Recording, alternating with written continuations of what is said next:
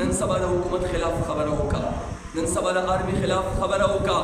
بیا به تاله پته ولګي نن سبا څومره علما کرام ما ورته ګورو چې څوک لږ ونې د حکومت خلاف سر اوچت کړي، لږ ونې د آرمي او د ادارو خلاف سر اوچت کړي، څوک د تورو تمبو شاته ځي، څوک جلا وطن کېږي، څوک شهیدان کېږي، او څوک چا باندې پابندۍ لګي، بیا چا باندې د کفر ټاپي لګي، او چا باندې بیا مختلف قسمه طریقې استعمال کېږي، او هغه سړی د حکومت د لارې نه فنا کېږي. ولې چې دې ځوان د حکومت خلاف یو خبره وکړه، د دې ظالمانو، د دې جابرانو، د دې چپړاسیانو خلاف کړي یو خبره وکړه، د دې فرعونیانو خلاف کړي یو خبره وکړه، د دې ظالمانو سوالګرو خلاف کړي یو خبره وکړه، نو بیا به ستا ځای تورې تنبیې وي، ستا به بیا شهادت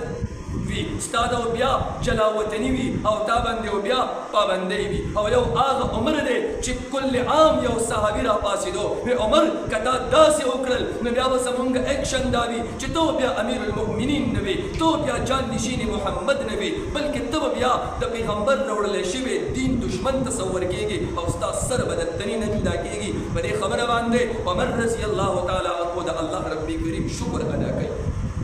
نو که وکتلی شي، که حقیقت ته وکتلی شي، نو بیا خو دې حکومت ته هم پکار دي، موجوده حکومتونو ته هم پکار دي چې کله یو عالم د دې حوصله افزایي کوي، کله یو عالم د دې غلطې ته غلطه وایي او د دې د غلطې مخنیوی کوي، نو پکار خدا و چې د هغه علما کرامو شکریا ادا شي، پکار خدا ده چې د هغه علما کرامو خپې ښکلې کړلی شي.